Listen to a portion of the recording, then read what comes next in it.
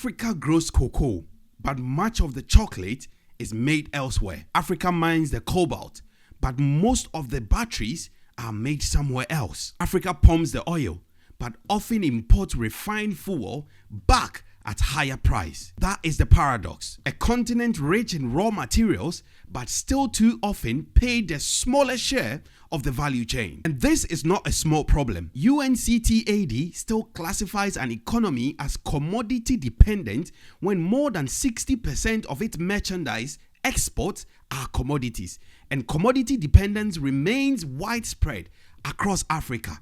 Meanwhile, Africa has close to 1/5 of the world's population, but UNAIDO says it accounts for only about 3% of global GDP and 2% of world manufacturing value added. So today, we ask the question behind one of Africa's biggest development puzzles. Why does Africa export raw materials? Welcome to the channel where Africa's stories take center stage, from politics to business to culture and the untold narratives shaping the continent. If it matters to Africa, we discuss it. My name is always KBA Japan, and I welcome you to yet another episode. Let's dive in. Africa is not poor in resources.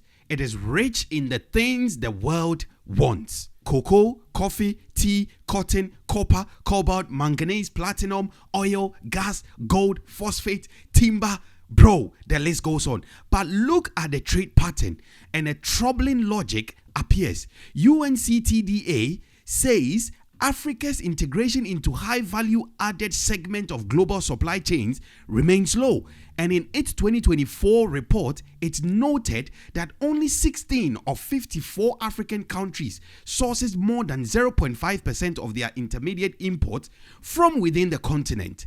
The same report notes that despite Africa's large population, its trade volumes remains disproportionately small in the global economy. In plain English, Africa often sends the world the beginning of the product and buys back the end. So why? Much of Africa's modern trade infrastructure was not originally built to industrialize African economies. It was built to extract. Railways run from the mines to the port, roads link to plantations, to harbors, and the likes. Colonial administrations organized production around exporting what Europe needed: minerals, cash crops, and strategic commodities. That pattern survived independence far more than many people expected. The question is, why? Because once an economy is built around extraction, everything around it adapts. The ports are designed for bulk exports. The finance system serves commodity trade. The political elite often depends on export rent, and the domestic market for processing stays underdeveloped. UNCTAD's 2025 commodity dependence framework still defines commodity dependence as export being more than 60% commodities, and that pattern remains deeply embedded across much of Africa. This is why Africa's raw material export model is not just an accident. It is a structure, and structures are hard to break because they create powerful incentives. If a government can earn foreign exchange quickly by exporting crude oil, copper concentrate, or raw cocoa, there is less short-term pressure to build the slower, more difficult layers beneath industrializations: machines, skills, standards, supplier networks, power, and processing plants. So the first answer is this: Africa exports raw materials because it's inherited an economy designed to do exactly that. But history is only the foundation. It does not fully explain why the pattern continues today. So factor number 2 is cost. Processing raw materials into finished product sounds obvious, but to do it competitively, you need reliable electricity, transport, finance, industrial land, standards, machinery, and skilled labor. And across much of Africa, those basics are still too weak or too expensive. UNCTAD's 2024 report says less than 50% of Africa's population has reliable electricity access, and this raises cost and limits value chain integration. The World Bank's electricity data for sub-Saharan Africa also shows access remained only 53.3% in 2023. That matters because factories cannot run on speeches.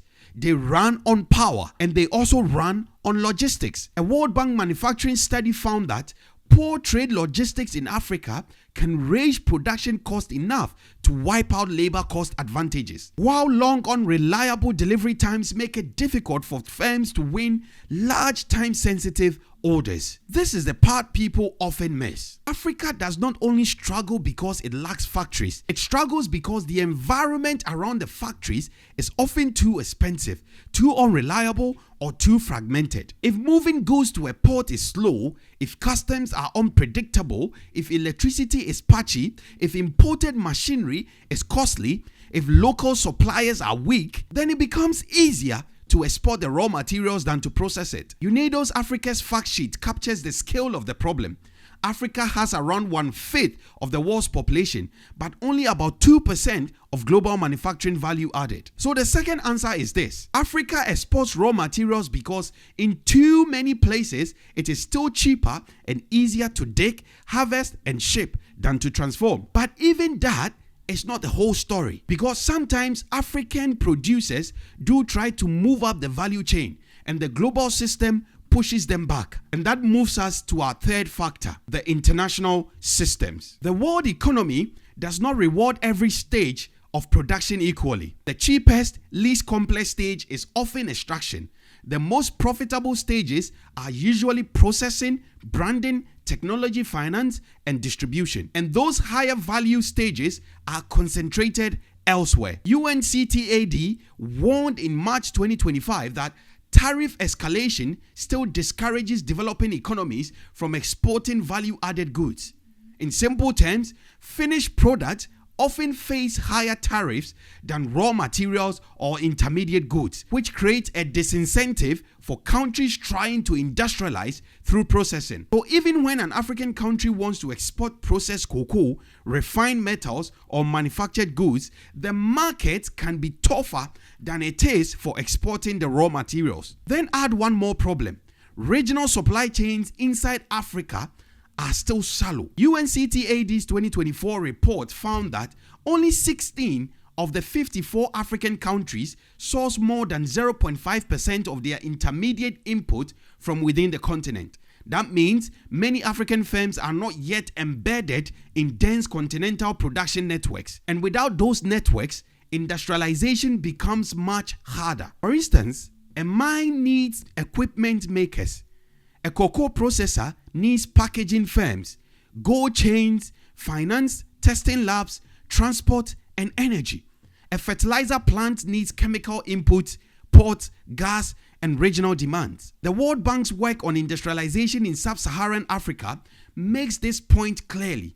Processing raw materials and adding value depends on building regional value chains and supplier linkages, not just opening a single factory. So the third answer is this: Africa exports raw materials because the world economy still makes it easier to sell the first step of the product than to capture the final value. So why does Africa export raw materials? Because of the three stacked forces. Number one, Africa inherited an extractive trade architecture built to move commodities out. Number two, power, logistics, finance, and weak supplier ecosystem still makes processing too costly in many places. And number three, global trade rules and value chain often reward raw exports more than African-made finished goods. And that's why the continent can be rich in resources, yet still capture too little of the wealth those resources generate. But this is not the end of the story, because there are exceptions. There are industrial parks, fertilizer chains, agro-processing zones, mineral processing plants, and countries trying to climb the ladder. The question is whether those are isolated wins or the beginning of something bigger. Now, this is to you, the audience. If Africa knows the problem, if the leaders keep saying value addition, if the resources are here, the labor is here, the market is growing, then why has manufacturing struggled to take off in Africa? Why has the continent with so much raw potential found it hard to build factories at scale? I guess that will be a story for another day. Leave your answers below in the comment section. I would love to hear from you. If you're new here, kindly do well to subscribe. tap the bell notification icon to receive instant notifications when the next episode is uploaded. Thank you so much and see you on the next episode.